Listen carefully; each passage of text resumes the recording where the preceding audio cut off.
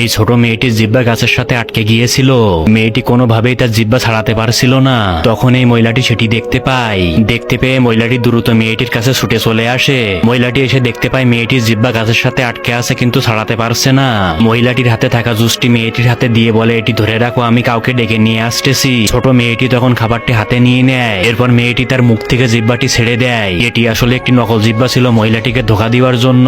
এরপর মেয়েটি সেই জুসটি হাতে নিয়ে একটি জায়গায় চলে আসে। তারপর মেয়েটি একটি সিরিঞ্জ নিয়ে বোতলের ভিতর থেকে জুস বের করে এই গ্লাসের ভিতরে রেখে দেয়। এভাবে মেয়েটি সব জুস বোতলের ভিতর থেকে বের করে খেয়ে ফেলে। এরপর মেয়েটি কেমিক্যাল দিয়ে সেরকম দেখতে নকল জুস বানিয়ে ফেলে এবং ধীরে ধীরে সেই নকল জুস বোতলের ভিতরে ভরে ফেলে। এরপর মেয়েটি সেই নকল জুসের বোতলটি হাতে নিয়ে আবার সেখানে চলে আসে এবং সেই নকল জিহ্বাটি আবার তার মুখ দিয়ে চেপে ধরে। এরপর মহিলাটি চলে আসে একটি লোককে সঙ্গে নিয়ে। তারপর মহিলাটি এবং লোকটি মিলে মেয়েটিকে সেখান থেকে ছাড়িয়ে ফেলে। শক্তিতে মেয়েটিকে টানার কারণে তারা সবাই সেখানে পড়ে যায়। এরপর ছোট মেয়েটি দ্রুত তার নকল জিহ্বাটিকে পকেটের ভিতরে ভরে নেয় আর সেই মহিলাটিকে নকল জুসের বোতলটা দিয়ে দেয়। এরপর মহিলাটি জুসটি খাওয়া শুরু করে, কিন্তু মহিলাটি কোনোভাবেই বুঝতে পারেনি এটি নকল জুস ছিল।